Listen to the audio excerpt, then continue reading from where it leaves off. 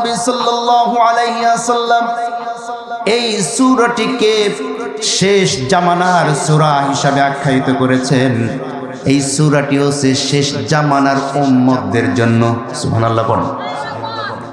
এই সূরাটির মধ্যে অনেক ফজিলত আছে, তার মধ্যে গুরুত্বপূর্ণ একটি ফজিলত হচ্ছে আল্লাহ নবী সাল্লাল্লাহু আলাইহি ওয়াসাল্লাম বলেন, যদি কোনো বান্দা দাজ্জালের ফিতনা থেকে বাঁচতে চায়। কিসের ফিতনা?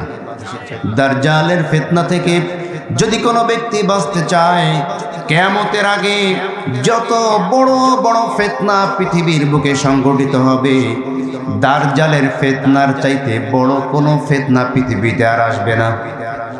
এত ভয়ঙ্কর ফিতনা হচ্ছে দাজ্জালি ফিতনা। এই দাজ্জালি ফিতনা থেকে যদি কোনো ব্যক্তি বাঁচতে চায়, প্রত্যেক জুমার দিন কমপক্ষে সূরাতুল কাহফের 1 থেকে 10 আয়াত তেলাওয়াত করতে হবে।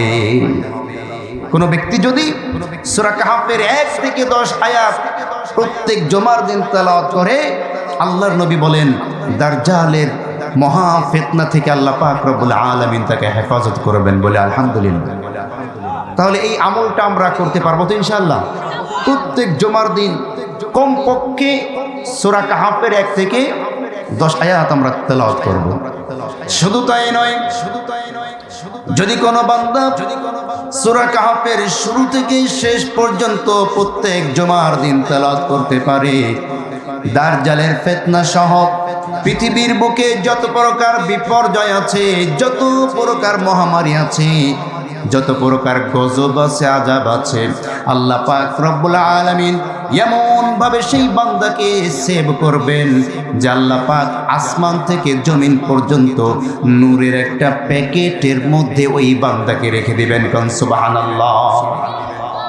নূরের একটা প্যাকেটের মধ্যে আল্লাহ পাক রব্বুল আলামিন ওই বান্দাকে সেভ করবেন, যে বান্দা প্রত্যেক জুমার দিন সূরা কাহফ শুরু থেকে শেষ পর্যন্ত তেলাওয়াত করতে পারবে। পারা যাবে তো ইনশাআল্লাহ? আল্লাহ কবুল করুন, বলেন আমিন।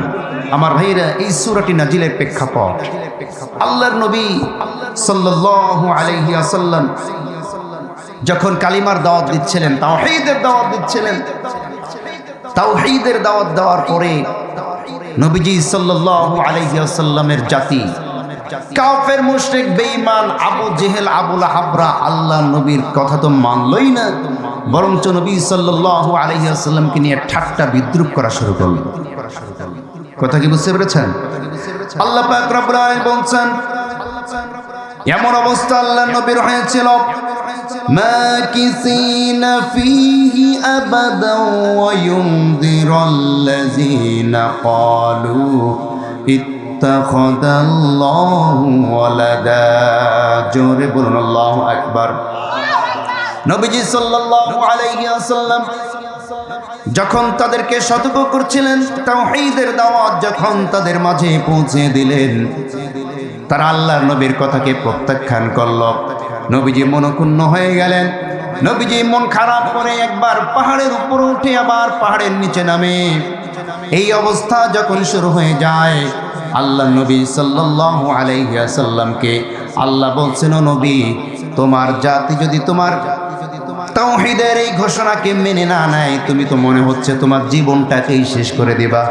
তোমার জীবন শেষ করার দরকার নাই। এই তাওহীদের বাণী তোমার দায়িত্ব পৌঁছায় দেওয়া। তারা যদি কবুল না করে, সেটা তাদের সাথে আমি আল্লাহ বুঝে নিব। তোমাদের দায়িত্ব কি? শুধু পৌঁছে দেওয়া। নবীজি সাল্লাল্লাহু আলাইহি ওয়াসাল্লাম এভাবে তাওহীদের বাণী পৌঁছাচ্ছেন। কাফের মুশরিকরা কোনোভাবেই আল্লাহ নবীকে যে কোনো মূল্যে চাচ্ছিল যে আল্লাহ নবীর এই দাওয়াতকে বন্ধ করার, কিন্তু কোনোভাবেই তাকে তার দাওয়াত থেকে বন্ধ করতে পারছেন না। এবার তারা গিয়েছে মদিনার ইহুদিদের কাছে, ইহুদি পণ্ডিতদের কাছে। কাদের কাছে? মদিনার ইহুদি পণ্ডিত ছিল, তাদের কাছে গিয়ে বলছে যে আমাদের সমাজে একজন ব্যক্তি ধর্মদ্রোহী হয়ে গিয়েছে, বাপ দাদার ধর্মকে গালি দিচ্ছে, নতুন ধর্মের আবির্ভাব নিয়ে এসেছে, নিজেকে নবী বলে দাবি করছে। এখন তাকে আমরা কেমনে পরাস্ত করতে পারি? তোমরা আমাদেরকে কিছু বুদ্ধি শিখায় দাও। কথা কি বুঝতে পেরেছেন?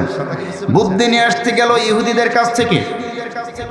বুদ্ধি নিয়ে আসতে যাওয়ার পরে ইহুদিগণ ওই কাফেরদেরকে বুদ্ধি শিখায় দিল, তোমরা মুহাম্মদকে গিয়ে 3টা প্রশ্ন করবে, এই 3টা প্রশ্নের জবাব যদি সে দিতে পারে তাহলে বুঝবে সে সত্য নবী, আর যদি 3টা প্রশ্নের জবাব না দিতে পারে বুঝবা সে মিথ্যা নবী।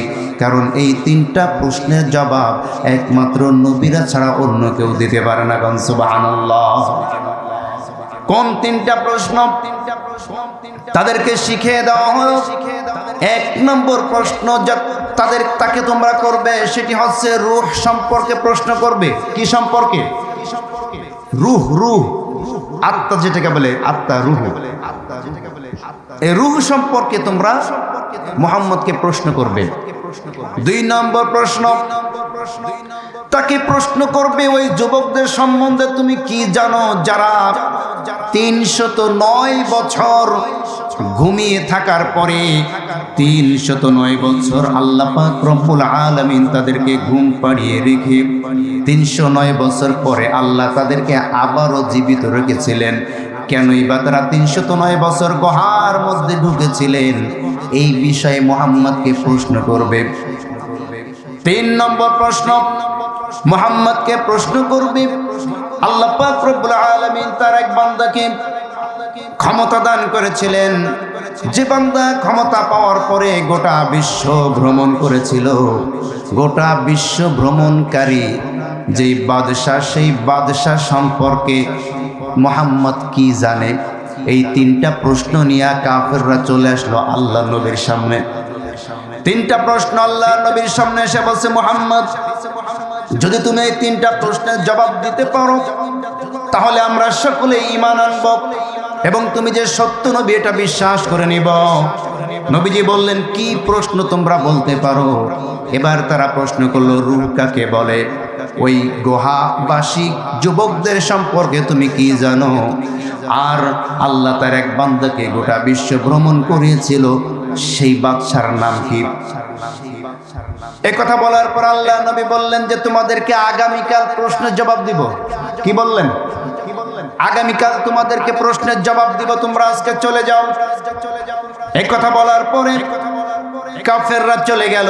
পরের দিন কাফেররা আবার মুহাম্মাদের কাছে আসলো, এসে বলল, মুহাম্মদ প্রশ্নের জবাব দাও। কিন্তু আল্লাহ নবী সাল্লাল্লাহু আলাইহি ওয়াসাল্লাম তিনি কি নিজের ইচ্ছা মতন কোনো কথা বলতেন নাকি? আল্লাহ পাক বলছেন, মা ইয়ানতিকু আনিল হাওয়া ইন হুয়া ইল্লা ওয়াহয়ুন ইউহা। জোরে বলুন আল্লাহু আকবার। আমার নবী নিজের প্রবৃত্তি অনুসরণ করে কোনো কথা বলেন না। নবীজি যা বলেন সবই আল্লাহর পক্ষ থেকে ওহী। সুতরাং আমাদের নবী যখন এই 3টা প্রশ্ন শুনলেন, শোনার পরে একটা মাত্র ভুল হয়েছিল, মিস্টেক হয়ে গিয়েছিল। সেটি হচ্ছে তিনি বলেছিলেন কালকে বলবো, ইনশাল্লাহ বলেন নাই। কি বলেন নাই? ইনশাল্লাহ বলেন নাই। ইনশাল্লাহ না বলার কারণে তিনি অপেক্ষায় আছেন জিবরিল আসবে, ওহী নাজিল করে এই 3টা প্রশ্নের সমাধান জানিয়ে দিবেন। কিন্তু পরের দিন জিবরিল আলাইহিস সালাম ওহী নিয়ে আসে নাই। কাফেররা আসলো, নবীজি আবার বললেন আবার পরবর্তী দিন বলবো। পরবর্তী দিন আবার জিবরিল আসে না। এইভাবে করতে করতে 15টা দিন কেটে গেল। কতদিন? 15 দিন যখন কেটে গেল, নবীজি সাল্লাল্লাহু আলাইহি ওয়াসাল্লামের বিরুদ্ধে তারা বিভিন্নভাবে প্রচার করা শুরু করে দিল। 3টা প্রশ্ন করেছিলাম, মুহাম্মদ জবাব দিতে পারে নাই। সুতরাং সত্য নবী হলে জবাব দিতে পারত, মুহাম্মদ তো মিথ্যা নবী, মুহাম্মদ জবাব দিতে পারে না। বোঝা গেল মুহাম্মাদের ধর্ম হচ্ছে মিথ্যা ধর্ম। বলে নাউজুবিল্লাহ। এভাবে করে প্রচার করা যখন শুরু হয়ে গেল, নবীজি মনক্ষুণ্ণ হয়ে গেলেন। আবুল হাবের স্ত্রী উম্মে জামিল আল্লাহ নবী সাল্লাল্লাহু আলাইহি ওয়াসাল্লামকে সামনে এসে বলছে, মুহাম্মদ তোমার কাছে যে শয়তানটা আসতো, এই শয়তান নাকি তোমার কাছে আর আসে না। নাউজুবিল্লাহ পড়েন। আর তোমার রব নাকি তোমাকে ছেড়ে দিয়েছে, তোমার রব নাকি তোমাকে ভুলে গিয়েছে। মুহাম্মদ তোমার কাছে নাকি কোনো শয়তানও আসে না, তোমার রব তোমার সাথে কথা বলে না। এই কথা শুনে সবচাইতে বেশি কষ্ট পেলেন আল্লাহর নবী। বারবার আসমানের দিকে তাকাচ্ছেন। নবীজি এত মনক্ষুণ্ণ হলেন, মনটা খারাপ হয়ে গেল। হাদিসের মধ্যে লেখা হয় নবীজি মারা যাওয়ার উপক্রম হলো। এমন অবস্থা হয়ে গেল যে নবীজি বিদায় মারা যাবে। 15 দিন পরে জিবরিল আলাইহিস সালামকে আল্লাহ পাঠালেন, সঙ্গে একটা সূরার একটি আয়াত, সুবহানাল্লাহ পড়েন, একটা সূরা দিয়া পাঠালেন। সূরাটির নাম হচ্ছে সূরাতুদ দুহা। কোন সূরা? সূরাতুদ দুহা। যেই দুহা শব্দের অর্থ হচ্ছে সুবহে সাদিকের সময়। কোন সময়? অথবা ভোর বেলায়। আল্লাহ নবী সাল্লাল্লাহু আলাইহি ওয়াসাল্লাম মনক্ষুণ্ণ হয়ে বসে আছেন। আল্লাহ পাক রব্বুল আলামিন জিবরিলকে পাঠিয়ে দিলেন, ওয়াদ-দুহা ওয়াল-লাইলি ইযা সাজা মা ওয়াদ্দাআকা রাব্বুকা ওয়া মা ক্বালা ওয়ালাল আখিরাতু খায়রুল লাকা মিনাল উলা। জোরে বলুন আল্লাহু আকবার। আল্লাহ পাক কসম কেটেছেন, ওয়াদ-দুহা ভোরবেলার কসম, ওয়াল-লাইলি ইযা সাজা সেই রাতের কসম যেই রাত মানুষকে নিমজ্জিত করে ফেলে। মা ওয়াদ্দাআকা রাব্বুকা ওয়া মা ক্বালা, আল্লাহ পাক রব্বুল আলামিন তোমাকে ভুলে যায় নাই, তোমার রব তোমাকে ছেড়ে দেয় নাই। কারণ সুবহানাল্লাহ। ও নবী, মন খারাপ করছো? না না, উম্মে জামিল যেটা বলেছে সেটা ঠিক নয়। উম্মে জামিল বলেছে তোমার রব তোমাকে ভুলে গিয়েছে, ছেড়ে দিয়েছে। না, আমি কেমনে তোমাকে ছাড়িব নবী? কেমনে আমি নবী তোমাকে ভুলে যাই?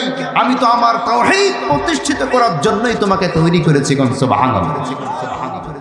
খুব ভালো করে বুঝবেন, পৃথিবীর বুকে আল্লাহ যত নবী রাসূল পাঠিয়েছেন, প্রত্যেক নবী রাসূল আল্লাহ পাক রব্বুল আলামিন তাদেরকে নিজের হাতে নিজের মতো করে আল্লাহ তাদেরকে তৈরি করেছেন। সুবহানাল্লাহ পড়েন। আমরা যেমন দেখি আমাদের সমাজে যারা দেশ রক্ষার্থে সেনাবাহিনীর মধ্যে দায়িত্ব পালন করে, সেনাবাহিনীর দায়িত্ব নিতে গেলে তাদেরকে 5 থেকে 6 মাস ট্রেনিং করা লাগে। ঠিক কি নজরে বলেন? 5 থেকে 6 মাস ট্রেনিং করে তাদেরকে তৈরি হতে হয়। ট্রেনিং প্রাপ্ত হয়ে প্রশিক্ষণ নিয়ে প্রশিক্ষিত হয়ে এরপরে তাদেরকে দেশ রক্ষার দায়িত্ব দেওয়া হয়। ঠিক তেমনি ভাবে আল্লাহ পাক রব্বুল আলামিন মুসা আলাইহিস সালামকে ডাক দেয়া বলছেন, ও মুসা, ওয়াসতানাতুকা লিনাফসি। মুসা হে, তুমি নবীদেরকে আমি নিজের মতো করে তৈরি করেছি, আমার জন্য আমি তোমাদেরকে তৈরি করেছি। কোন সুবহানাল্লাহ। তাহলে নবীদেরকে আল্লাহ তার নিজের জন্য তৈরি করেন, আল্লাহ তাওহীদ প্রতিষ্ঠিত করার জন্য আল্লাহ পাক রব্বুল আলামিন নবীদেরকে তৈরি করেছেন। বলেন, ও নবী, কেমনে ভুলে যায় তোমাকে? মা ওয়াদ্দাআকা রাব্বুকা ওয়া মা ক্বালা, তোমাকে আমি ছেড়ে দেই নাই, তোমাকে আমি ভুলে যাই নাই। ওয়ালাল আখিরাতু খায়রুল লাকা মিনাল উলা। এই যে দুনিয়ায় সামান্য গালি খেয়েছো, দুনিয়ায় তোমাকে কটাক্ষ করা হয়েছে, মন খারাপ না, মন খারাপ করো না, ধৈর্য ধারণ করো, উত্তম প্রতিদান আমি তোমাকে কিয়ামতে দান করব। কোন সুবহানাল্লাহ। এবং যে আয়াতটি সঙ্গে করে জিবরিল আলাইহিস সালাম নিয়ে আসলেন সেটি হচ্ছে, ওয়ালা তাকুলান্না লিশাইইন ইন্নী ফাইলুন যালিকা গাদান ইল্লা আইয়াশা আল্লাহ। জোরে বলুন আল্লাহু আকবার। ও নবী, তুমি যখন আগামীকালকে কোনো কথা অথবা কোনো কাজের কথা বলবে, তখন তুমি শুধু বলবে না যে কালকে বলবে, এটা বলবে না।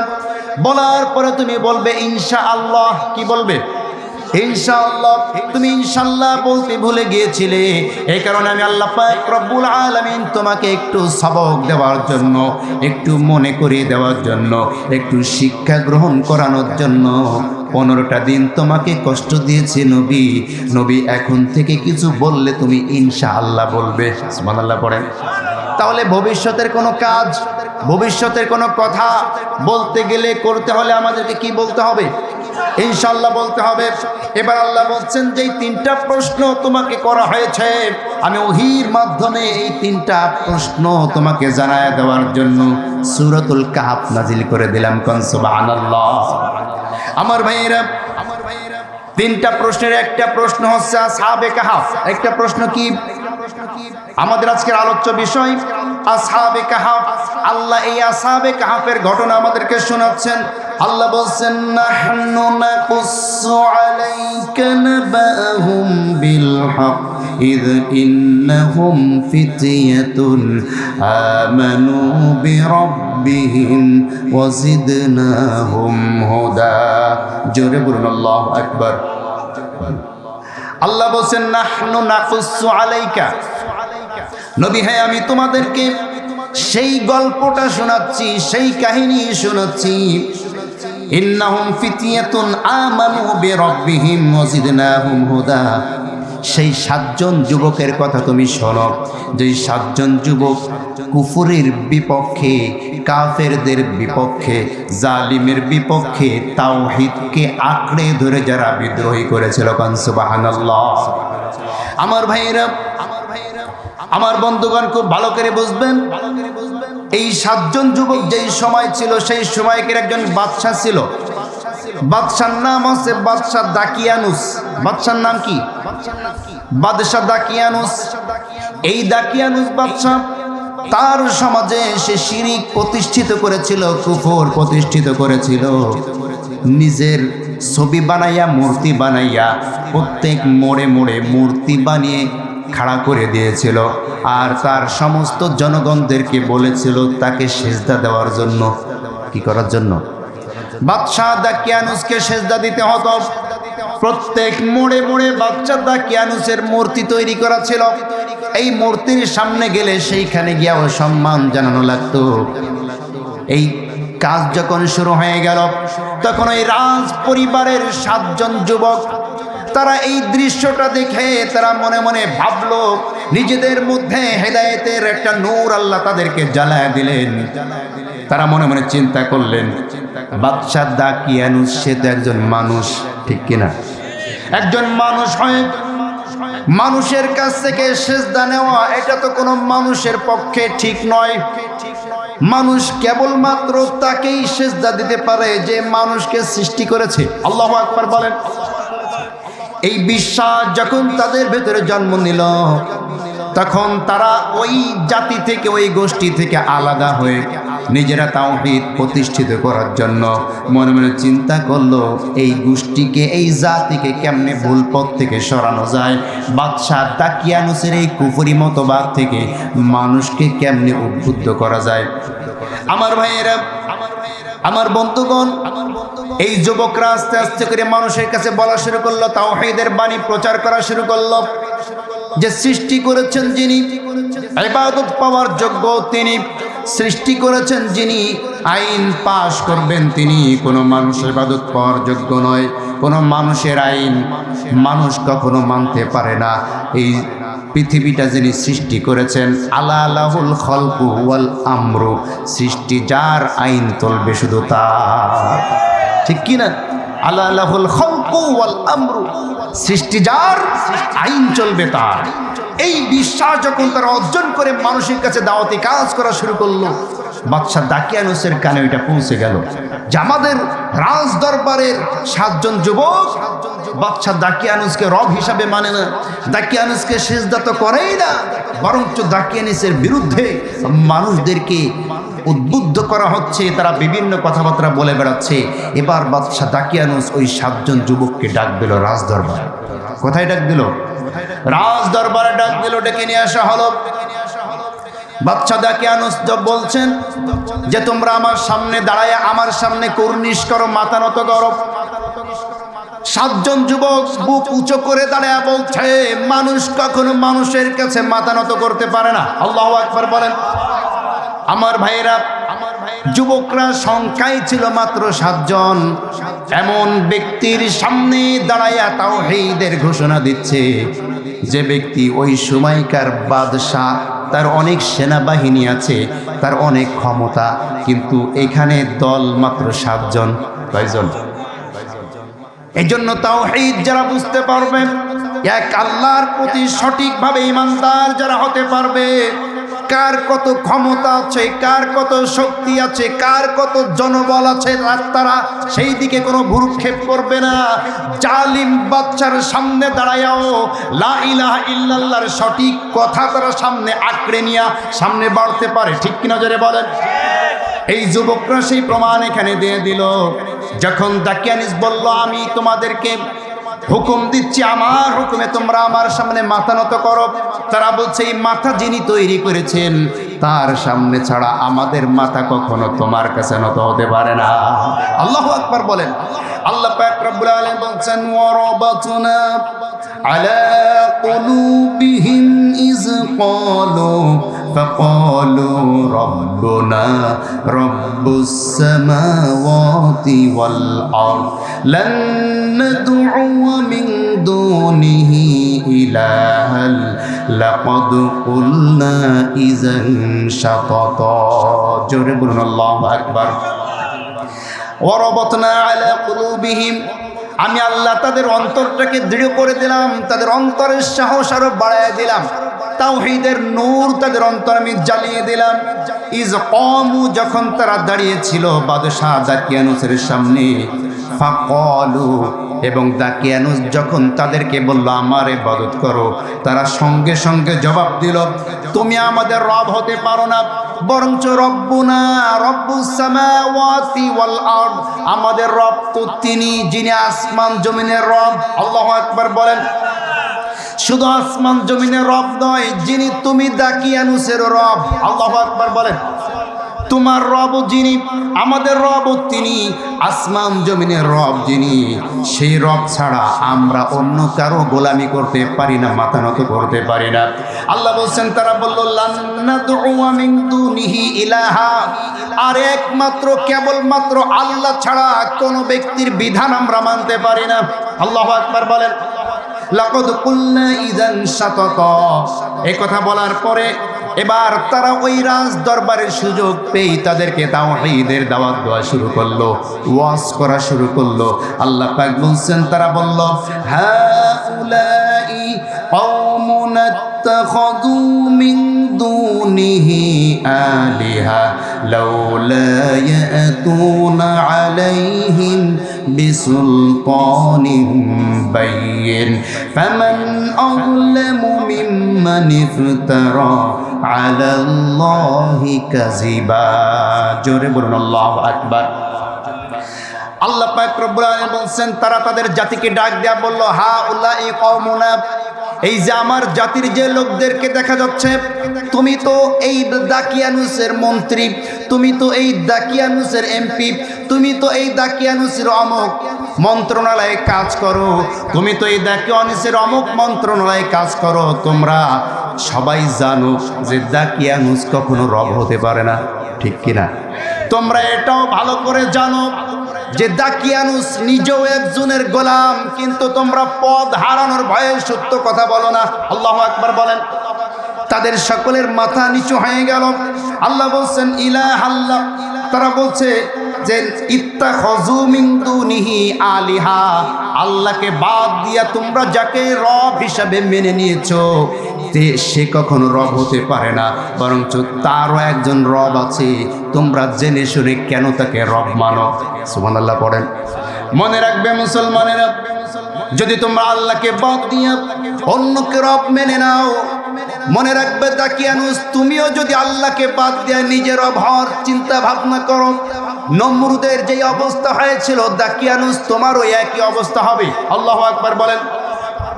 কারণ সেই নমরুদকে যে আল্লাহ পাক রব্বুল আলামিন মশার মাধ্যমে জুতা পিটা করিয়ে এই পৃথিবী থেকে বিদায় করেছিলেন, সেই আল্লাহ আছে না নাই? যে আল্লাহ পাক রব্বুল আলামিন খোদাই দাবি করা ফেরাউনকে নদীর মধ্যে, সাগরের মধ্যে চুবাইয়া চুবাইয়া পানি খাইতে খাইতে যাকে শেষ করে দিয়েছিলেন, সেই আল্লাহর শক্তি কি এখন আছে না নাই? লা লিদ্দা ওয়ালা দিদ্দা ওয়ালা হাদ্দা লিমাওলা الآن كما كان ولم يلق زوالا فرد صمد عن صفات الخلق بريء ربنا زلي خلق الخلق كمالا إن شئت من الخوف غدوا وأصالا فاعبده يقينا بغدوا وأصالا فاعبده يقينا بغدوا وأصالا الله أكبر বলেন। যেই আল্লাহ নমরুদকে এই পৃথিবী থেকে বিদায় করেছিলেন, ফেরাউনকে পৃথিবী থেকে বিদায় করেছিলেন, সেই আল্লাহকে বাদ দিয়া তুমি নিজে যদি রব হতে চাও, আল্লাহ তোমার উপরও একই অবস্থা করতে পারেন। এই ওয়াজ যখন তারা শুরু করে দিল, এরপরে তারা বলল যে তোমরা যে আল্লাহকে বাদ দিয়া মূর্তি পূজা করছো, লা ইয়াতুনা আলাইহিম বিসুলতানিম বাইয়িন, এরা যে রব তার একটা দলিল, তার একটা প্রমাণ দাও। সুবহানাল্লাহ পড়েন। কারণ রব হতে হলে তার যে বৈশিষ্ট্য থাকা লাগে, রব মানে হচ্ছে পালনেওয়ালা। এই মূর্তি তোমাদেরকে কিভাবে পালে আমাদেরকে বোঝাও। নিজেরাই তো নিজেদেরকে পালতে পারে না, নিজেরাই তো নিজেদের ভালো মন্দ করতে পারে না। এমনকি ওই মূর্তির মাথার উপরে বসে যদি কোনো মাছিতে পায়খানাও করে দেয়, এই মাছিকেও খেদাইতে পারে না। ঠিক কিনা যারা বলেন? সুতরাং যে নিজের উপকার করতে পারে না, যে তোমাদের উপকার করতে পারে না, সে কেমনে তোমাদের রব হয়? আমাদেরকে দলিল দাও। সুবহানাল্লাহ পড়েন। ফামান আযলামু মিম্মান ইফতারা আলাল্লাহি কাযিবা। এবার ওই যুবকরা বলছে তাদের চাইতে বড় জালিম আর কে হতে পারে, যারা সত্য জানার পরেও সত্যকে গোপন করে ফেলে। আমাদের সমাজে অনেক আছে সত্য জানে কিন্তু সত্যকে গোপন করে দুনিয়ার কিছু লোভ লালসার কারণে। ঠিক কি না? আমি মসজিদের ইমাম সাহেব, আবার আপনারা যারা ইমাম আছেন কেউ মাইন্ড করবেন না, আপনাদেরকে বলছি না। আমি মসজিদের ইমাম হওয়ার পরে আমি সত্যটা জানি যে সুদখোর যে ব্যক্তি, সুদখোরের কোনো ইবাদত আল্লাহ কবুল করেন না, ঘুষখোরের কোনো ইবাদত আল্লাহ কবুল করেন না। কিন্তু আমি 10 বছর এক মসজিদের ইমামতি করি, আমার মসজিদের সভাপতি হচ্ছে সুদখোর। কথা বলছেন না কেন? আমি 10টি বছর কাজ করলাম, এই মসজিদে খেদমত করলাম, একবারও মুখ ফুটে বলতে পারলাম না সভাপতি সাহেব আপনি যেহেতু সুদখোর, কোন সুদখোর মসজিদের সভাপতি হওয়ার যোগ্যতা রাখে না। মসজিদের সভাপতি হওয়ার যোগ্যতা সেই রাখে যে 5 ওয়াক্ত নামাজ। ঠিক কিনা জোরে বলেন? আমাদের সমাজে মসজিদের সভাপতি বানায় তাদেরকে যার টাকা আছে। কথা বলছেন না কেন? যার টাকা আছে, যার ক্ষমতা আছে, যার প্রভাব আছে, ওরে বানায় সভাপতি। নামাজ পড়ুক আর না পড়ুক, টাকা হালাল উপার্জন করুক আর না করুক, দেখার দরকার নেই। আর আমরা ইমামরাও আছি তেমন, ওই সভাপতিকে দিন রাত 24 ঘন্টা সালাম দিতে দিতে পায়ের তলায় মাটি রাখি না, প্রশংসা করতে করতে আসমানে পাঠাইয়া দেব। কিন্তু এটা তো হওয়া উচিত ছিল না। আল্লাহ বলছেন সে ব্যক্তির চেয়ে বড় জালিম আর কেউ নয়, যে সত্যটা জানার পরেও দুনিয়ার লোভ লালসার কারণে, দুনিয়ার সামান্য চাকরি বাঁচানোর লোভে, দুনিয়ার সামান্য হাদিয়া তোফা কমে যাবে এই কারণে হক কথাগুলো বলে। এদের অবস্থা কি হবে? আল্লাহ পাক বলছেন যারা নাকি আমার কোরআনকে গোপন করল, হক কথা মানুষের সামনে বলল না, তারা হক কথা গোপন করার কারণে বাজার থেকে মাছ কিনে নিয়ে আসে, গোশত কিনে নিয়ে আসে, এগুলো তো মাছ নয়, গোশত নয়। আল্লাহ বলছেন উলাইকা মা ইয়াকুলুনা ফি বুতুনিহিম ইল্লান নার। জোরে বলুন আল্লাহু আকবার। হক কথা গোপন করার পরে যে চাকরি করবে, এই চাকরির টাকাটা তার জন্য হারাম হয়ে যাবে। আর বাজার থেকে যেই খাবারটা ভক্ষণ করার জন্য নিয়ে যাবে, ওইটা তো মাছ নয়, গোশ নয়, ওইটা তো কোরআনের চোখে দেখা যায় ওইটা হচ্ছে আগুনের গোল্লা। সে পেটের মধ্যে আগুন ঢোকাচ্ছে, আগুন। কেন? দুনিয়ার সামান্য চাকরি টিকানোর ভয়ে গোপন করেছিল হক কথা, সত্য কথা বলে নাই। সভাপতি সুদ খায় বলে সুদের রজ করে না, সেক্রেটারির বউ পর্দা করে না, এই কারণে পর্দা রজ করে না। কথা বলছেন না কেন? আছে না নেই? আছে। আমার ভাইয়েরা, এই জন্য আল্লাহ বলছেন ফামান আযলামু মিম্মান ইফতারা আলাল্লাহি কাযিবা। এই 7 জন যুবক সত্য জেনেছিল, সত্য জানার পরে তাদের সামনে সত্য যখন প্রকাশ পেয়ে গেল, আল্লাহর তরফ থেকে তারা যখন হেদায়েতের নূর অর্জন করতে পারল, ক্ষমতাসীন জালিম বাদশার সামনেও সত্যকে গোপন না করে জালিম বাদশার সামনে তাওহীদের সঠিক দাওয়াত তারা পৌঁছায় দিল। সুবহানাল্লাহ। আল্লাহ পাক রব্বুল আলামিন বলেন ওয়া ইযি ইতাযালতুমুহুম وما يعبدون إلا الله فأووا إلى الكهف ينشر لكم ربكم من رحمته ويهيئ لكم من أمركم مرفقا। জোরে বলুন আল্লাহু আকবার। বাদশা জাকিয়ানুসের সামনে তারা যখন এই ভাষণ দিল, ভাষণ দেওয়ার পরে মন্ত্রী পরিষদ সহ যারা ছিল সকলেই কিছুক্ষণের জন্য তারা মনে হচ্ছে যে ফ্রিজ হয়ে গিয়েছে। কি হয়ে গিয়েছে? ঠান্ডা ফ্রিজ হয়ে গিয়েছে। মাথা নত করে চুপ করে দাঁড়িয়ে ভাবা শুরু করেছে। এই সময় দাকিয়ানুস বলছে, এই যুবকদের ওয়াজ আরো কিছুক্ষণ যদি চলতে দেওয়া হয়, না জানি আর একটু বেশি ওয়াজ করলে আমার দলের সমস্ত মানুষ আমার বিপক্ষে চলে যাবে, যুবকদের পক্ষে চলে যাবে। সুতরাং এখনই ওয়াজ বন্ধ করতে হবে, তা না হলে তো আমার সব গেল। কথা বলছেন না কেন? আমাদের সমাজেও এমন কিছু মানুষ আছে, ওলামায়ে কেরাম যখন হক কথা বলে, সত্য কথা বলে, তারা মনে মনে চিন্তা করে এই ওয়াজ মাহফিল যদি চলতে দেওয়া হয়, কোরআনের দাওয়া যদি চলতে দেওয়া হয়, আমাদের দলের লোক তো সব ওদের দলে চলে যাবে, আমাদের দল থেকে ছেড়ে সব তো ভালো দলে চলে যাবে। আমরা যে জনগণের হক নষ্ট করে এটা মানুষ বুঝে ফেলবে, আমরা যে জনগণের হক পাইলে সেইটাকে নিজের মনে করে খেয়ে ফেলি, এইটা জনগণ বুঝে ফেলবে। আমরা যে পাচার করব টাকা পয়সা, জনগণ বুঝে ফেলবে। আমরা যে বেনামাজি নেতার পিছনে ঘুরি, জনগণ সব কিছু বুঝে ফেলে, তারা আমাদেরকে ত্যাগ করে ভালো দলে চলে যাবে। সুতরাং এই ওয়াজ মাহফিল বন্ধ করতে হবে। কথা বলছেন না কেন?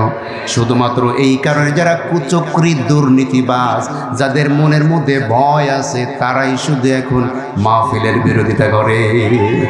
ওই দাকিয়ানুসের মতো। কার মতো? দাকিয়ানুসের মতো। যখন দাকিয়ানুস দেখতে পেল যে যুবকদের ওয়াজ আর বেশিক্ষণ করতে দেওয়া যাবে না, এবার দাকিয়ানুস অর্ডার দিল, এখনই এই যুবকগুলাকে ধরো। কি অর্ডার দিয়েছে? এখনই এদেরকে পাকড়াও করো, জেলের মধ্যে বন্দি করো। এবার যুবকরা তাকায় দেখলো দাকিয়ানুস যখন এই অর্ডার দিয়েছে, তার আগে যুবকদের ওয়াজ শুনে সকলে মাথা নিচু করে বসে আছে। সুবহানাল্লাহ পড়েন। এই সুযোগে দাকিয়ানুসের কথা কারো কানের মধ্যে ঢোকে নেই। আল্লাহু আকবার বলবেন না? কে পারেন? কে পারেন? আল্লাহ। সুবহানাল্লাহ পড়েন। আল্লাহ পাক এমন একটা সিস্টেম করে দিলেন যে দাকিয়ানুসের এই অর্ডার কারো কানে পৌঁছায় নাই। সবাই এই 7 জন যুবকের যে দলনেতা, তার কথা শুনে ভাবা শুরু করেছে। এই ফাঁকে ওই যুবক 7 জন লিডার যে ছিল বলছে, চলো আমরা দৌড় দেই। সুবহানাল্লাহ পড়েন। আল্লাহ পাক রব্বুল আলামিন তাদের মনের মধ্যে উদয় করে দিল, তোমরা এখনই দৌড় দাও। কোন দিকে দৌড় দিবা? আল্লাহ পাক রব্বুল আলামিন বলেন, ওয়া ইয ইতাযালতুমুহুম, তোমরা দৌড় মেরে, ওয়া মা ইয়াবুদুনা ইল্লাল্লাহ, যারা আল্লাহকে বাদ দিয়া অন্যের ইবাদত করে, তাদের সামনে থেকে তোমরা দৌড় মারো। ফাউ ইলাল কাহফি, তোমরা ওই সেই গুহার মধ্যে, অমুক পাহাড়ের অমুক গুহার দিকে তোমরা দৌড় মারো। সেইখানে যখন তোমরা পৌঁছে যাবে, ইয়ানশুরু লাকুম, তোমাদেরকে আমি আল্লাহ পাক রব্বুল আলামিন সুরক্ষিত রাখবো। সুবহানাল্লাহ। 7 জন যুবক দৌড় মারলেন। যুবকরা যখন দৌড় মেরেছিল, এই যুবকদের পিছনে পিছনে একটা কুকুরও দৌড় মেরেছিল। আল্লাহু আকবার বলেন। কুকুরটা যুবকদের পিছনে পিছনে দৌড়ে গিয়া, যুবকরা যখন ওই আসহাবে কাহাফের গুহার মধ্যে প্রবেশ করলো, কুকুরটা গুহার মধ্যে আর প্রবেশ না করে গুহার বাইরে যুবকদেরকে প্রোটেকশন দেওয়ার জন্য পাহাড় দেওয়া শুরু করলো। সুবহানাল্লাহ। আমার ভাইয়েরা, খুব ভালো করে বুঝবেন, এই পৃথিবীর বুকে আল্লাহ পাক রব্বুল আলামিন কয়েকটি পশুকে জান্নাতের মধ্যে দিবেন। তার মধ্যে আসহাবে কাহফের এই কুত্তাটাকেও আল্লাহ জান্নাতে দিবে। আসহাবে কাহফের এই কুত্তাও জান্নাতে যাবে। কেন? ভালো মানুষের সঙ্গী হওয়ার কারণে। কিসের কারণে? ভালো মানুষের সঙ্গী হলে আল্লাহ পাক রব্বুল আলামিন কুকুরের মর্যাদা বাড়িয়ে দেন। আর ভালো মানুষের সঙ্গী হলে আল্লাহ বুঝায় মানুষের সম্মান বাড়াবেন না। আসতে বলবেন না, মানুষের সম্মান বাড়াবে না, বাড়াবে না। তাহলে আমাদেরকে ভালো মানুষের সঙ্গী হতে হবে নাকি মন্দ মানুষের সঙ্গী হতে হবে? বুঝে শুনে চলবেন। কার সাথে চললে আপনার হাসরটা রাসূলুল্লাহর সঙ্গে হবে, আর কার সাথে চললে আপনার হাসরটা আবু জাহিলের সঙ্গে হবে। কথা কি বুঝতে পেরেছে আমার ভাইয়েরা? তারা যখন চলে গেল গুহার মধ্যে, আল্লাহ বলছেন, ইয়ানশুরু লাকুম রাব্বুকুম মির রাহমাতিহি ওয়া ইউহাইয়ি লাকুম মিন আমরিকুম মিরফাকা। আমি আল্লাহ পাক রব্বুল আলামিন ওই যুবকদেরকে ঘুম পাড়িয়ে দিলাম। সুবহানাল্লাহ পড়েন। যুবকরা ঘুমিয়ে পড়ল। আর ঘুমানোর পরে আল্লাহ বলছেন ওয়াতারাশ শামসা ইযা তালাআত তাযাওয়ারু আন কাহফিহিম যাতাল ইয়ামিনি ওয়া ইযা গরাবাত তাকরিদুহুম যাতাশ শিমাল ওয়া হুম ফি ফাজওয়াতিন মিন। জোরে বলুন আল্লাহু আকবার। তারা যখন ঘুমিয়ে থাকলো, ঘুমিয়ে থাকার পরে আল্লাহ তাদের দেহকে সুরক্ষা রাখলেন কেমনে? আল্লাহ পাক বলেন ওয়াতারাশ শামসা, যখন সূর্যটা উদিত হয়, ইজা তালাওয়াত তাযাওয়ারু আন কাহফিহিম, আমি এই সূর্যকে তাদের গুহার উপর দিয়ে নিয়ে আসি না, কারণ সূর্য যখন এই গুহার উপর দিয়ে আসবে তাদের গায়ে রৌদ্র লাগবে, রোদ লাগার পরে তাদের চামড়া পুড়ে যেতে পারে। সুবহানাল্লাহ পড়েন। আমি আল্লাহ তাদেরকে হেফাজত করলাম। ওই গুহার সামনে যখন সূর্য আসে তখন আমি ডাইন দিক থেকে সূর্যটাকে ঘোরায় নিয়ে যাই। আল্লাহ পাক বলছেন এরপরে আমি তাদেরকে এই গুহার মধ্যে সূর্যের তাপ থেকে রক্ষা করলাম। আর আমি আল্লাহ পাক রব্বুল আলামিন ওয়াইজা গরাবাত তাকরিদুহুম যাতাশ শিমাল ওয়া হুম ফি ফাজওয়াতিন মিন, শীতকালে সূর্য একভাবে যায়, গরমকালে কিন্তু সূর্য আরেকভাবে যায়। যায় কি যায় না?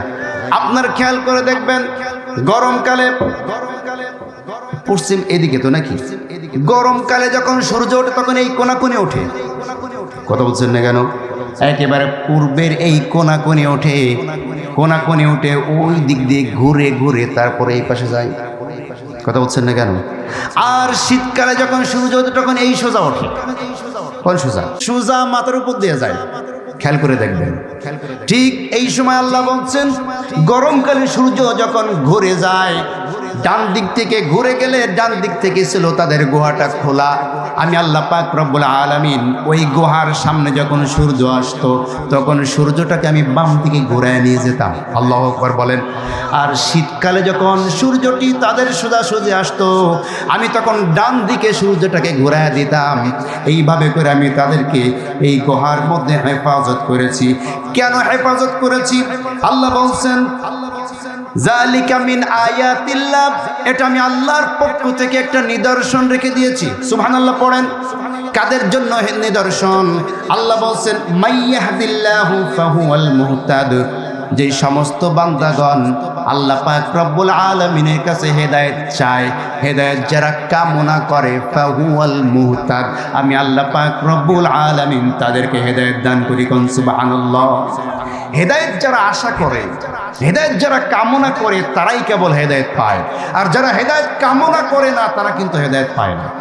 অনেকে বলে যে সব কিছু তো আল্লাহর পক্ষ থেকেই হয়, আমি যে নামাজ পড়ি না আল্লাহ তো আমার হেদায়েত দেয় নাই, এই কারণে নামাজ পড়ি না। আল্লাহ যদি আমার হেদায়েত দেয় তাইলে আমি নামাজ পড়বো। এ কথা বলে কি বলে না?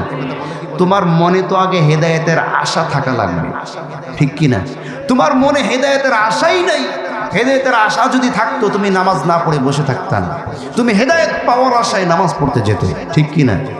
তুমি হেদায়েত পাওয়ার আশায় মসজিদে যেতে, হেদায়েত পাওয়ার আশায় ভালো মানুষের সঙ্গী তুমি হয়ে যেতে। যখন তুমি হেদায়েত পাওয়ার আশা করবে, মাইয়াহদিল্লাহু ফাহুয়াল মুহতাদ, যারা হেদায়েত পাওয়ার আশা করে আল্লাহ পাক বলছেন আমি তাদেরকেই হেদায়েত দান করি। আর ওয়ামাই ইউদলিল, যে ব্যক্তি হেদায়েতের আশা করে না, ফালান তাজিদা লাহু ওয়ালিয়াম মুরশিদা, আল্লাহ বলছেন সে ব্যক্তিকে পথ দেখানোর জন্য কোনো ব্যক্তি তাকে পথ দেখাইতে পারবে না। নাউজুবিল্লাহ। কোনো মুর্শিদ খুঁজে পাবে না, কোনো সঙ্গী খুঁজে পাবে না, কোনো অভিভাবক সে খুঁজে পাবে না তাকে সঠিক পথে পরিচালনা করার জন্য। খুব ভালো করে বুঝবেন। একটা গল্প, এর মাধ্যমে এই আয়াতটি আমরা বোঝার চেষ্টা করব। একটা গরু জমিনে খাবার খাওয়ার জন্য, ঘাস খাওয়ার জন্য জমিনে ঘুরে বেড়াচ্ছে। হঠাৎ করে এই গরুটাকে একটা বাঘ এসে আক্রমণ করেছে। বাঘে এসে যখন গরুটাকে আক্রমণ করলো, গরু তখন বাঘ থেকে ছুটে পালানোর জন্য দৌড় দিল। বাঘও পিছনে পিছনে গরুটাকে ধরার জন্য দৌড় দিল। দৌড় দেওয়ার পরে গরুটা লাফ মেরে একটা কাদা যুক্ত একটা কুয়ার মধ্যে, খানার মধ্যে লাফ দিল, যেখানে অনেক নরম নরম কাদা আছে না? এমন কুয়া, পানি নাই, খালি কাদা। এমন কাদা যুক্ত একটা কুয়ার মধ্যে গরু দৌড় দিয়ে লাফ মেরে পড়েছে। বাঘও এই গরুর পিছনে পিছনে লাফ দিয়া গরু থেকে 2-3 হাত দূরে গিয়া ওই কাদার মধ্যে পড়েছে। কাদার মধ্যে পড়ার পরে গরু উঠতে পারে না, বাঘও আর নড়তে পারে না। কথা কি বুঝতে পেরেছেন? আমার ভাইরা এভাবে করতে করতে যখন সূর্য ডোবার সময় হয়ে গেল, এই সময় বাঘের দিকে তাকাইয়া গরু হাসে। বাঘ কয়, বেটা গরু, তুইও বিপদে পড়েছিস, আমিও বিপদে পড়েছি, যদি সুযোগ পাই আমি তো তোকে খেয়ে ফেলবো, তুই আমার দিকে তাকিয়ে হাসিস কেন? গরু বলছে, বাঘ তাকায় দেখো, এখন সূর্য ডোবার সময় হয়ে গিয়েছে। সূর্য যেহেতু ডোবার সময় হয়ে গিয়েছে, আমার কিন্তু একজন মালিক আছে। সূর্য যখন ডুবে যাবে, আমার মালিক আমাকে তালাশ করার জন্য এইখানে চলে আসবে। এইখানে এসে যখন দেখবে যে আমি কাদার মধ্যে বিপদে পড়েছি আর তুমি আমার পাশে আছো, আমার মালিক আমাকে বাঁচানোর জন্য, আমার মালিক ঠিকই আমাকে যে কোনো ভাবে এই কাদার মধ্য থেকে উঠে বাঁচিয়ে নিয়ে যাবে আর তোমাকে পিটা শেষ করে দেবে। কারণ আমার মালিক আছে, মালিক আমাকে বাঁচাবে। আমি এই কারণেই হাসি যে বাঘ, তোমার তো কোনো মালিক নেই। বাঘ, তোমার তো মালিক নেই, কে তোমাকে বাঁচাবে? আমার মালিক আছে, আমার মালিক আমাকে বাঁচাবে। ঠিক তেমনি ভাবে যারা নাকি ইমানদার, তাদের মালিককে হাসতে বলবেন না, মালিককে। ইমানদাররা বিপদে পড়লে ইমানদারদের মালিক ইমানদারদেরকে বাঁচায়, ঠিক কিনা? আর যারা আল্লাহকে বিশ্বাস করে না, যারা হেদায়েতের আশা যারা রাখে না, আল্লাহকে রব হিসাবে মানে না, তাদের তো কোনো অভিভাবক নাই, তাদের কোনো মালিক নাই। তারা যখন বিপদে পড়ে, আল্লাহ বলছেন, ফালান তাজিদা লাহু ওয়ালিয়াম মুরশিদা। যেই সমস্ত ব্যক্তিরা হেদায়েতের পথে আসতে চায় না, সেই সমস্ত ব্যক্তিরা আল্লাহকে রব হিসাবে মানে না, সেই সমস্ত ব্যক্তি বিপদে পড়লে আল্লাহ বলছেন তাদের কোনো পথ প্রদর্শক তারা খুঁজে পাবে না, কোনো অভিভাবক তাদেরকে সাহায্য করতে আসবে না। বলে নাউজুবিল্লাহ। আল্লাহ পাক বলছেন, ওয়া তাহসাবুহুম আইকাদান ওয়া হুম রুকুদুন ওয়া নুকাল্লিবুহুম যাতাল ইয়ামিনি ওয়া যাতাশ শিমাল ওয়া কালবুহুম বাসিতুন যিরাআইহি বিল ওয়াসিদ লাউ اطلعت عليهم لوليت منهم فرارا ولملئت منهم رعبا. জোরে বলুন আল্লাহু আকবার। وتحسبهم أيقاظا وهم رقود। আমি তাদেরকে এমন ভাবে রেখেছিলাম গুহার মধ্যে, যদি তুমি ওই গুহার মধ্যে উকি মেরে দেখতে, তাহলে তোমার মনে হতো যে তারা জীবিত অবস্থায় আছে। কোন মানুষ যদি তাদেরকে দেখতো, মনে হতো তারা জীবিত আছে। আল্লাহ বলছেন, না না, তারা তা জীবিত ছিল না। ওয়াহুম রুকুদ, আমি আল্লাহ তাদেরকে ঘুম পাড়িয়ে রেখেছিলাম। সুবহানাল্লাহ পড়েন। আর তাদের দেহটাকে সুস্থ রাখার জন্য ওয়ানুকাল্লিবুহুম যাতাল ইয়ামিন, প্রত্যেক বছরে একবার তাদেরকে পার্শ্ব বদল করতাম, অর্থাৎ এই কাতে শুয়ে থাকলে 1 বছর পরে আর এক কাতে শোয়াতাম, আবার এই কাতে শুয়ে থাকলে আর 1 বছরে আর এক কাতে শোয়াতাম। এইভাবে কাত বদল করা হতো যাতে করে মাটিতে তাদেরকে খেয়ে না ফেলে। সুবহানাল্লাহ পড়েন। আল্লাহ বলছেন, আর ওয়াকালবুহুম বাসিতুন যিরাইহি বিল ওয়াসিদ, তাদের সঙ্গে যেই কুকুরটা গিয়েছিল, এই কুকুরটাকে আমি ঘরের মধ্যে দেই নাই, কুকুরটা বাইরে বসে বসে পাহারা দিচ্ছিল। খুব ভালো করে বুঝবেন, তাফসীরের মধ্যে লেখা হয়, যেই ঘরের মধ্যে কুকুর থাকে আর মানুষের ছবি থাকে, সেই ঘরের মধ্যে আল্লাহর রহমতের ফেরেশতা প্রবেশ করে না। এই 7 জন যুবক যেই গুহার মধ্যে ছিল, এই গুহার মধ্যে আল্লাহর রহমত এবং বরকত ছিল, ঠিক কিনা? রহমতের ফেরেশতারা থাকতো, আল্লাহর পক্ষ থেকে রহমত নাজিল হতো। এই কারণে কুত্তাটাকে আল্লাহ পাক ঘরের মধ্যে না রেখে কুত্তাটাকে বাইরে রেখেছেন, যাতে করে রহমতের ফেরেশতা প্রবেশ করতে সমস্যা না হয়। আমাদের সমাজে অনেক মানুষ আছে যারা নিজেদের ছবি, নিজেদের বাবা মার ছবি, নেতার ছবি ঘরের মধ্যে সুন্দর করে টানায় রাখেন। কথা বলছেন না কেন? ছবি টানানো থাকলে সেই ঘরে রহমতের ফেরেশতা ঢোকে? আসতে বলবেন না ঢোকে? ছবিটা নিয়ে রাখা যাবে না। আপনার ঘর থেকে আল্লাহর রহমত দূরে দৌড় মেরে পালিয়ে যাবে। আর কুকুর যদি পালতে হয়, কুকুরের জন্য বাহিরে আলাদা জায়গা করতে হবে। অনেকে কি শখ, কি আল্লাহ, শখে আল্লাহ দে বিদেশি কুকুর কিনে এক বিছানায় ওই কুকুরের সাথে ঘুমায়। কথা বলছেন না কেন? এক বিছানায় কুকুরকে নিয়ে ঘুমায়। আহা, কি শখ, কি আল্লাহ। আল্লাহ হেদায়েত দান করুন, বলেন আমিন। আমার ভাইয়েরা, আল্লাহ বলছেন আমি তাদেরকে এইভাবে হেফাজত করেছি, তাদের দেহটাকে আমি সুরক্ষা রেখেছি। লাবিত্তলাতা আলাইহিম লাওয়াল্লাইতা মিনহুম ফিরারা ওয়ালা মুলিতা মিনহুম রুবা। যদি কোনো ব্যক্তি তাদের সামনে আসতো, আমি এমন একটা ভয়ঙ্কর জিনিস সেইখানে দাঁড় করিয়ে রেখেছিলাম, মানুষ ভয়তে ওই গুহার কাছে আর আসতে পারতো না। আমার ভাইয়েরা, দাকিয়ানুস সহ তার দলবল যখন জানতে পারল যে তারা এই গুহার মধ্যে আছে, গুহার সামনে যখন তারা আসলো, গুহার মধ্য থেকে আল্লাহ পাক এমন ভয়ঙ্কর কিছু তাদেরকে দেখালেন যে ভয়তে তারা আর ওই গুহায় প্রবেশ করতে পারল না। তখন তারা ওই গুহার সামনে একটা প্রাচীর নির্মাণ করে দিলেন, যাতে ওইটা দেখে আর কেউ কি না পায়, ভয় না পায়। এরপর আল্লাহ বলছেন আমি তাদেরকে জীবিত করলাম। সুবহানাল্লাহ পড়েন। আবার আল্লাহ তাদেরকে প্রাণ ফিরিয়ে দিলেন। আল্লাহ পাক রব্বুল আলামিন বলেন ওয়া কাযালিকা বা'আসনা আলাইহিম লিয়াতাসাআলু বাইনাহুম ক্বালা কাইলুম মিনহুম কাম লাবিসতুম। যখন তারা ঘুম থেকে আবার জেগে উঠল, কত বছর পরে জাগলো? তারা কত বছর ঘুমিয়েছিল জানেন? 309 বছর। সুবহানাল্লাহ বললেন না? 309 বছর যদি কোনো ব্যক্তি ঘুমায় থাকে, কিছু না খায়, ওর কি খুঁজে পাওয়া যাবে? আসছে বলবে না, খুঁজে পাওয়া যাবে? 309 বছর পরে তারা ঘুম থেকে উঠল। আল্লাহ পাক রব্বুল আলামিন বলেন ওয়ালা বিসু ফি কাহফিহিম সালাসামিআতিন সিনিন ওয়াজদাদু তিসআ। জোরে বলুন আল্লাহু আকবার। ওয়ালা বিসু ফি কাহফিহিম সালাসামিআতিন, 300 ওয়াজদাদু তিসআ, অতিরিক্ত 9 বছর, অর্থাৎ 309 বছর আমি তাদেরকে ঘুম পাড়িয়ে রেখেছিলাম। আল্লাহু আকবার বলেন। ঘুম থেকে যখন তারা জাগলো, তারা একজন আরেকজনকে প্রশ্ন করছে, ক্বালা কাইলুম মিনহুম কাম লাবিসতুম, এই বলো তো দেখি আমরা কতক্ষণ ঘুমায় আছিলাম? একজন আরেকজনকে জিজ্ঞাসা করছে আমরা কতক্ষণ ঘুমালাম? তখন আরেকজন বলছে লাবিসনা ইয়াওমান আও বা'দা ইয়াওম, আমরা সকালে ঘুমিয়েছি আর দুপুরে উঠলাম, হয়তো আমরা একদিন অথবা তার কিছু কম সময় ঘুমাইছি। আল্লাহু আকবার বললেন না?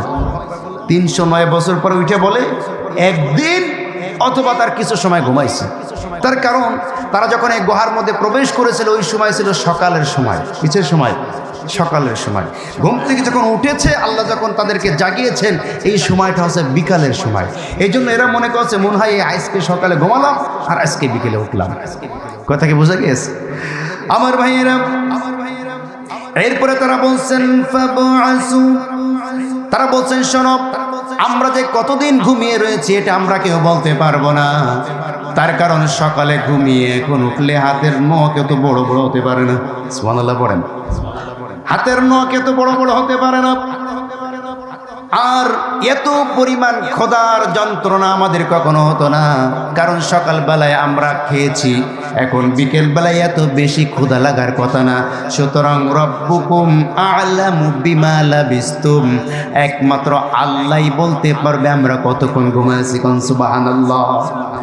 এক কাজ করো, ক্ষুধা যেহেতু লেগেছে সেহেতু চলে যাও, খাবার কিনে নিয়ে আসো।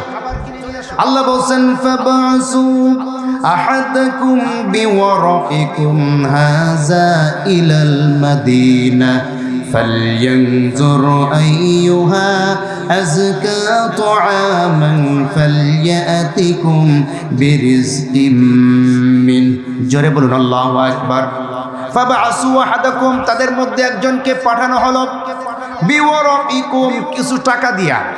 তাদের কাছে যে টাকা ছিল সেই টাকা বের করে বলছে এই টাকা নিয়ে যাও, আর ইলাল মাদিনাতি, এই শহরের মধ্যে চলে যাও।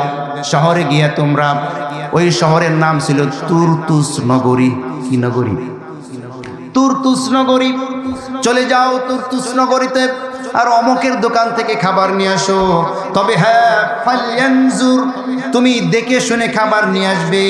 আইয়ুহা আযকা তুআমান, উত্তম এবং পবিত্র খাবার কিনবা। সুবহানাল্লাহ পড়েন। তাওহীদ যখন একজন ব্যক্তি বোঝার চেষ্টা করে, বোঝা শিখে যায়, তখন সে ব্যক্তি সবখানেই সে আল্লাহ পাক রব্বুল আলামিনকে ভয় করে চলে। ক্ষুধা লেগেছে, খাবার কিনতে পাঠাচ্ছে, তারা তো জানে না যে 309 বছর হয়ে গিয়েছে, জানে না, কিন্তু খাবার কিনতে পাঠাচ্ছে জালিম বাদশার শহরে। এরপরও বলছে খুঁজে খুঁজে যেটা হালাল, যেটা পবিত্র, এ হালাল এবং পবিত্র খাবার ভক্ষণ করবে। যারা তাওহীদবাদী, যারা এক আল্লাহর উপরে বিশ্বাস করে, তারা কখনো হারাম খাবার এবং অপবিত্র খাবার খেতে পারে না। ঠিক কি নজরে বলেন? আমরা হালাল হারাম দেখার দরকার নাই, খাবার পাইলেই হয়েছে, জনমের খাওয়া খাই। ঠিক কি নজরে বলেন? বলে বাবা শাহজালাল, মোদের কাছে কুত্তা বিড়াল সব হালাল। আছে না নেই? আমার ভাইয়েরা, মুসলমানদের খাবার হবে উত্তম এবং পবিত্র। আল্লাহ পাক রব্বুল আলামিন বলেন, কুলু মিম্মা ফিল আরদি হালালান তাইয়্যিবা। তোমরা এই পৃথিবীর বুকে হালাল এবং পবিত্র খাবারগুলোকে ভক্ষণ করবে। কোনো ব্যক্তি যখন হালাল খাবার খাবে, পবিত্র খাবার খাবে, সে ব্যক্তি আল্লাহর কাছে দোয়া করার সাথে সাথে আল্লাহ দোয়া কবুল করে নেয়। আল্লাহু আকবার বলেন। আর যে ব্যক্তি হারাম উপার্জন করবে, হারাম খাবে, অপবিত্র খাবার খাবে, যত বড় জুব্বাওয়ালা হোক, যত বড় পাগড়িওয়ালা হোক, যত বড় মসজিদের ইমাম এবং খতিব সাহেব হোক না কেন, যত বড় মাদ্রাসার মুতামিম সাহেব হোক না কেন, হারাম খাবার আর অপবিত্র খাবার যখন খাবে, মুখ দিয়ে যতই আল্লাহকে ডাকুক না কেন, আল্লাহ পাক রব্বুল আলামিন তার ডাকে সাড়া দিবে না। ঠিক কিনা জোরে বলে? আমার ভাইয়েরা, আমার বন্ধুগণ, খুব ভালো করে বুঝতে হবে। তাকে পাঠানো হলো আর বলা হলো, আইয়ুহা আজকা তুআমান, উত্তম এবং পবিত্র খাবার তোমরা কিনে নিয়ে আসবে। আর ফালিয়াতিকুম বিরিজকিম মিনহু ওয়ালিয়াতালাত্তাফ, একটু সতর্কভাবে যাবা। কিভাবে? একটু সতর্ক হয়ে যাবা। ওয়ালা ইশইরান্না বিকুম আহাদা, কারণ যদি টের পেয়ে যায় যে তুমি আমাদের এই 7 জনের একজন, তাহলে কিন্তু তোমাকে আবার ওরা ধরে নিয়ে যাবে। ধরে নিয়ে হয় তারা তোমাকে বন্দি করবে, না হয় ওই দাকিয়ানুসের পূজা করানোর জন্য উদ্বুদ্ধ করবে। ঠিক কিনা জোরে বলেন? আল্লাহ বলছেন যে তুমি খুব সতর্কের সাথে যাবে, যাতে তোমাকে কেউ চিনতে না পারে। ইন্নাহুম ইয়াযহারু আলাইকুম ইয়ারজুমুকুম আও ইউঈদুকুম ফি মিল্লাতিহিম ওয়ালান তুফলিহু ইযান আবাদা। জোরে বলুন আল্লাহু আকবার। তুমি সতর্ক যদি না হও, কেউ যদি তোমাকে চিনে ফেলে, তাহলে তোমাকে ধরে নিয়ে যাবে, জোর জবরদস্তি করবে, হয় তোমাকে বন্দি করবে, তা না হলে তারা তোমাকে তাদের অন্তর্ভুক্ত করে ফেলবে, কুফরি করার জন্য চাপ দিবে। সে যখন চলে গেল, ওয়াকাযালিকা আ'সারনা আলাইহিম লিয়া'লামু আন্না ওয়া'দাল্লাহি হাক্কুন ওয়া আন্নাস সাআতা লা রাইবা ফিহা। খুব ভালো করে বুঝবেন, এই যে তাদের কাছে যে টাকা ছিল, এই টাকা নিয়ে দোকানে গিয়া বলছে আমার রুটি দাও। কি দাও? দোকানে গিয়া বলছে রুটি দাও। দোকানদার টাকা হাতে নিয়ে বলছে যে এই টাকা চলবে না। কি বলছে? কোথা থেকে কি টাকা নিয়ে আসছে? টাকা চলে নাকি? বলছে আমি এখন আমার পকেটের থেকে টাকা নিয়ে আসলাম, চলবে না মানে? তখন দোকানদার পাশের আর এক দোকানদারকে ডাক দিয়েছে। খুব ভালো করে বুঝবেন। মনে করেন যে কোনো ব্যক্তি যদি এখানে এসে বলে যে আমি 2 মিনিট আগে ট্রাম্পের সাথে একটু গল্প গুজব করে এখন আসলাম, মানুষ কি বলবে? পাগল ছাড়া কিছু কবে? কেউ কি বিশ্বাস করবে? যেই টাকাটা তারা দিয়েছে, পাশের দোকানদার এসে নড়ে চড়ে দেখে যে এই টাকাটার বয়স 300 বছর আগে শেষ হয়ে গিয়েছে। কত বছর? তা প্রশ্ন করছে তুমি এই টাকা কই পাইছো? বলছে আমার পকেটে ছিল, এই মাত্র নিয়ে আসলাম বাসা থেকে। তা বলছে 300 বছর আগের টাকা তুমি এই মাত্র নিয়ে আসছো, ইয়ার কি মারো আমাদের সাথে? বেটারা ধরে বান। কথা বুঝেন নাই? এবার ওকে যখন বাঁধছে, বান্দার সময় দেখে যে ওরা বিসমিল্লাহ বলে। সুবহানাল্লাহ বললেন না? এই যুবক আশ্চর্য হয়ে গেল, ব্যাপারটা কি? দাকিয়ানুসের অনুসারী যারা ছিল, কেউ তো আল্লাহকে চেনে না, তো এর মুখে আল্লাহর নাম আসলো কোত্থেকে? ও তো আর জানে না যে কত বছর পার হয়ে গিয়েছে। সুবহানাল্লাহ বললেন না? আমার ভাইয়েরা, খুব ভালো করে বুঝবেন, তুরতুস নগরের বর্তমান যে বাদশা ছিল, এই বাদশার কানে যখন সংবাদ চলে গেল, জাহাজ থেকে 309 বছর আগের একটা মুদ্রা একজন যুবকের কাছে পাওয়া গিয়েছে। সে বলছে বর্তমান সময়ের যে বাদশা তার নাম দাকিয়ানুস। কি বলছে? কিন্তু এখনকার বাদশার নাম তো দাকিয়ানুস নয়। বাদশা তখন চলে আসলো, বলছে তোমার নাম কি? সে তখন তার নাম বলল। নাম বলার পরে বলছে তোমার বাবার নাম কি? বাবার নাম বলল। তোমার দাদার নাম কি? দাদার নাম বলল। তাও কেউ চেনে না। বলছে তোমার বাদশার নাম কি? বলছে দাকিয়ানুস। বলছে বাদশা তো আমি, তুমি দাকিয়ানুসের কথা বলছো কেন? বলছে হ্যাঁ, এখানে দাকিয়ানুস বাদশা ছিল, জালিম বাদশা, যে আল্লাহকে মানতো না, মানুষকে মূর্তি পূজা করাতো। এবার প্রত্যেকটা সরকারি অফিসে গিয়ে দেখবেন, সরকারি অফিসে যে প্রথম শ্রেণীর যে অফিসার থাকে, এই প্রথম শ্রেণীর অফিসারদের তালিকা দেওয়া আছে। আছে না? প্রথম শ্রেণীর অফিসারদের তালিকা দেওয়া আছে। সংসদ ভবনে গিয়ে দেখবেন বাংলাদেশের প্রথম থেকে যত প্রধানমন্ত্রী হয়েছে প্রত্যেক প্রধানমন্ত্রীর নাম কিন্তু সিরিয়ালে আছে। ঠিক তেমনি ভাবে রাজদরবারেও কিন্তু এই সিস্টেমটা আছে। রাজদরবারে পূর্বে থেকে যত রাজা বাদশারা ওই দেশ চালিয়েছে, সমস্ত রাজা বাদশাদের নামগুলো ওইখানে লিপিবদ্ধ করা আছে। এবার বাদশা খুঁজতে খুঁজতে গিয়ে দেখে দাকিয়ানুসের নাম। সুবহানাল্লাহ পড়ে। 5জন 7জন বাদশার উপরে কার নাম? দাকিয়ানুসের নাম। তখন বলছে তুমি কি ওই দাকিয়ানুসের সময় ছিলা? বলছে হ্যাঁ, শুধু আমরা না, দাকিয়ানুসের সময় আমরা 7জন যুবক দাকিয়ানুসের কুফুরের বিরুদ্ধে আমরা যখন দাঁড়িয়ে গিয়েছিলাম, দাকিয়ানুস তখন আমাদের বিরুদ্ধে গ্রেফতারি পরোয়ানা জারি করলো। আল্লাহ পাক রব্বুল আলামিন আমাদেরকে হেফাজত করার জন্য আমরা গুহার মধ্যে প্রবেশ করে সকালে ঘুমায় এখন উঠছি। বাচ্চা কয় এখনো তুমি কবে সকালে ঘুমায় এখন উঠছো? কোথায় ঘুমিয়েছিলে? চলো।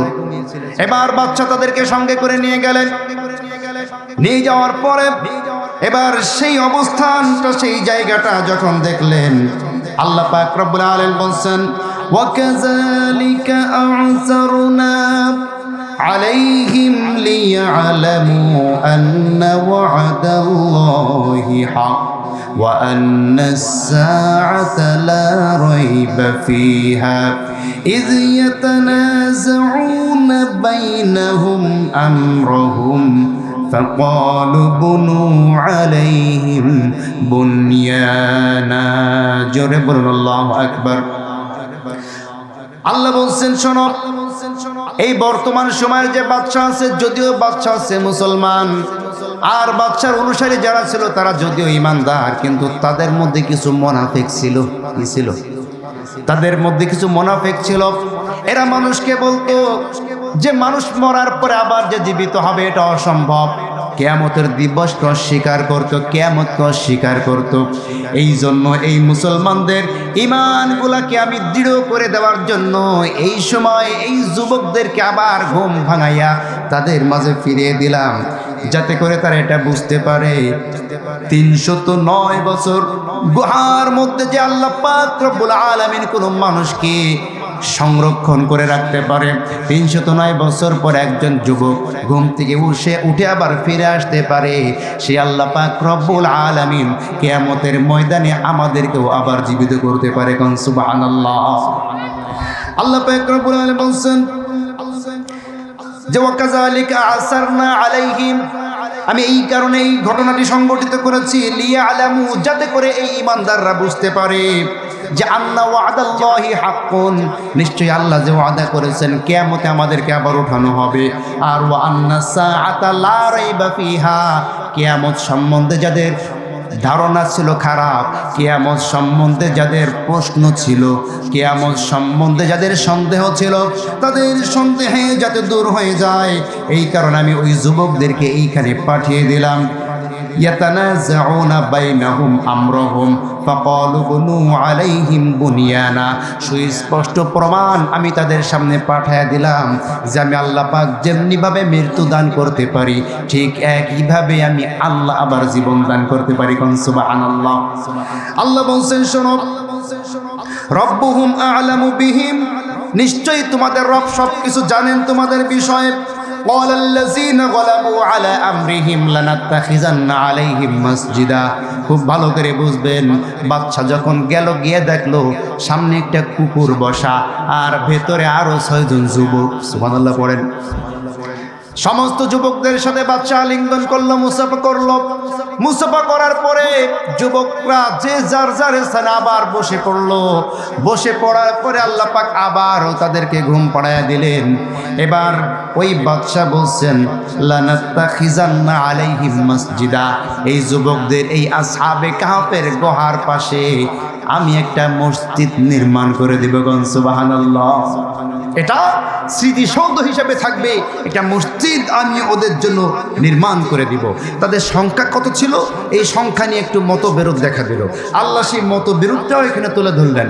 আল্লাহ বলছেন, কিছু মানুষ বলে সায়াকুলুনা সালাসাতুর রাবিউহুম কালবুহুম ويقولون خمسة سادسهم كلبهم رجما بالغيب ويقولون 7 وثامنهم كلبهم قل ربي أعلم بعدتهم ما يعلمهم إلا قليل জোরে বলুন আল্লাহু আকবার।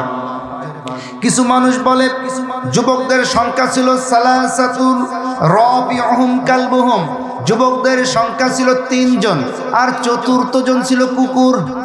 আবার কিছু বলে খামসাতুন, যুবকদের সংখ্যা ছিল 5 জন, সাদিসুহুম কালবুহুম, 6ষ্ঠ জন ছিল কুকুর। আর কিছু মানুষ বলে সাবাতুন, যুবকদের সংখ্যা ছিল 7 জন। কয়জন? যুবকদের সংখ্যা ছিল 7 জন। ওয়াসামিনুহুম কালবুহুম, আর কুকুরকে ধরে 8 জন। এবার আল্লাহ বলছেন, কুর রব্বি আ'লামু, তোমরা বলে দাও তাদের সংখ্যা মূলত কত ছিল। এইটা একমাত্র আল্লাহ জানেন। কে জানেন? একমাত্র আল্লাহ জানেন। সুতরাং তাদের সংখ্যা কত ছিল এটা ম্যাটার নয়, তাদের সংখ্যা কত ছিল এটা মেন বিষয় নয়।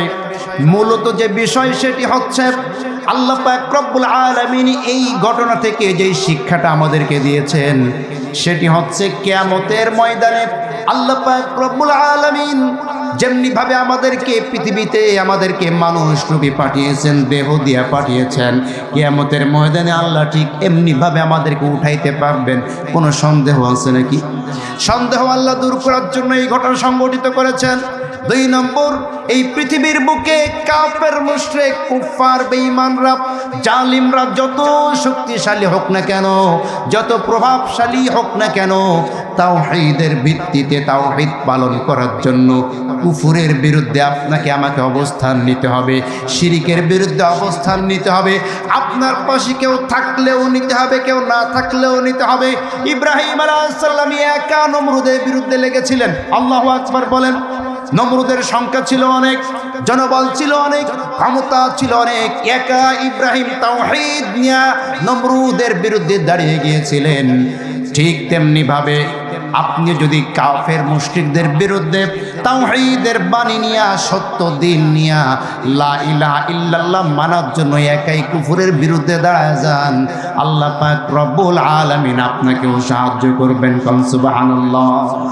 এজন্য খুব ভালো করে বুঝতে হবে, একজন মানুষ যদি খাঁটি ইমানদার হতে হয় তাকে পাক্কা কাফের হতে হবে। কি হতে হবে? পাক্কা কাফের হওয়া লাগবে। আবার বলতে পারেন যে ইমানদার হইতে গেলে আবার কাফের হওয়া লাগবে, ব্যাপারটা প্রশ্ন আসতে পারে কি পারে না? কথাটা আমি বলি নাই, আল্লাহ বলেছেন, فَمَن يَكْفُرْ بِالطَّاغُوتِ وَيُؤْمِن بِاللَّهِ فَقَدِ اسْتَمْسَكَ بِالْعُرْوَةِ الْوُثْقَى لَا انفِصَامَ لَهَا وَاللَّهُ سَمِيعٌ عَلِيمٌ। জোরে বলুন আল্লাহু আকবার। আমার বান্দারা, তোমরা যদি খাঁটি ইমানদার হতে চাও তাহলে আগে ফামাই ইয়াকফুর বিত্তাগুত, তাগুতের কাফের হতে হবে। কিসের কাফের? তাগুতকে আগে বর্জন করতে হবে। আগে তাগুতকে বর্জন করে এরপরে ওয়ায়ুমিন বিল্লাহ। একটা উদাহরণ দিলে বুঝতে পারবেন।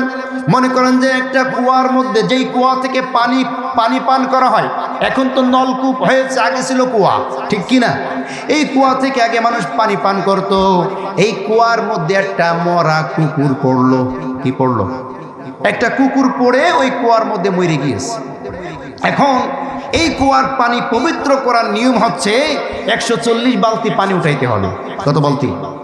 140 বালতি পানি যদি আপনি উঠান তাহলে ওই কুয়ার পানি পবিত্র হবে। এখন ওই কুয়ার মধ্য থেকে কুকুরটাকে বাহির না করে আপনি 140 বালতি কেন 1000 বালতি পানি উঠাইলেন, বলেন তো কুয়াটা কি পাক হবে? পাক হবে? কুয়ার পানি যদি পাক করতে হয় আগে ওই কুকুর ওর মধ্যে থেকে বাইর করতে হবে, ঠিক কিনা যারা বলেন? কুকুর বাহির করার পরে যদি আপনি পানি বের করে ফেলেন তাহলে ওই কুয়াটা পবিত্র হবে। ঠিক তেমনি ভাবে আপনার ভেতরে মনের মধ্যে শিরিকের কুকুর, মরা কুকুর পড়ে আছে, কুফরের মরা কুকুর পড়ে আছে, তাগুতের গোলামির কুকুর ভেতরে রয়ে গিয়েছে। আপনার মনের মধ্যে আল্লাহকে বাদ দিয়া অন্যের ভালোবাসা, অন্যের মহাব্বত বেশি জন্ম হয়ে আছে।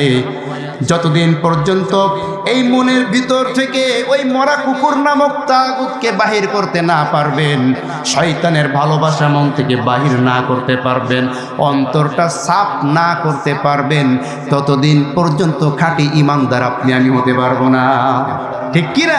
এই জন্য খাঁটি ইমানদার হতে হলে আগে খাঁটি কাফের হতে হবে, তাগুতকে বর্জন করতে হবে। শয়তান হচ্ছে 1 নম্বর তাগুত। 1 নম্বর তাগুত কি? ভালো করে বুঝুন, 1 নম্বর তাগুত কি? শয়তান। এবার ভালো করে বুঝবেন, শয়তানের কর্মসূচি এই সমাজে যারা বাস্তবায়ন করে তারাও তাগুত।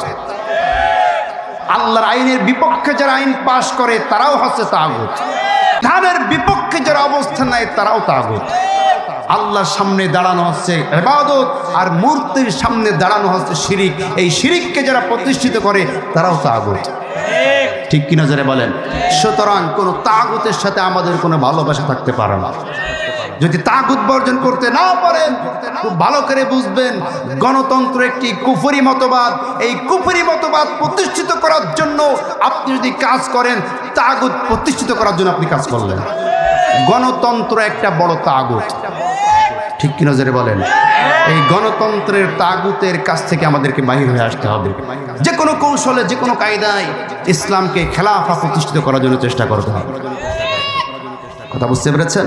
আল্লাহ পাক রব্বুল আলামিন এই 7 জন যুবক থেকে আমাদেরকে এই শিক্ষা নেওয়ার তৌফিক দেন যে পৃথিবী একদিকে চলে যাক, আমি একাই তাওহীদের বাণী নিয়ে একাই আমি সামনে এগিয়ে যাব, আমি একাই হক পালন করব, একাই আমি শিরকের বিপক্ষে অবস্থান নেব। পারা যাবেন ইনশাআল্লাহ? পারা যাবেন ইনশাআল্লাহ? আল্লাহ পাক রব্বুল আলামিন আমাদের সকলকে তাওহীদ বুঝে শিরক বাদ দিয়া তাওহীদের ভিত্তিতে, লা ইলাহা ইল্লাল্লাহর ভিত্তিতে জীবন যাপন করার জন্য তৌফিক দান করুন। আমরা সকলে বলি আমিন। আখির দাওয়ানা আনিল হামদুলিল্লাহি রাব্বিল আলামিন। সুবহানাল্লাহি বিহামদিহি, সুবহানাকা আল্লাহুম্মা বিহামদিকা, আশহাদু আল্লা ইলাহা ইল্লা আনতা, আস্তাগফিরুকা ওয়া আতুবু ইলাইক।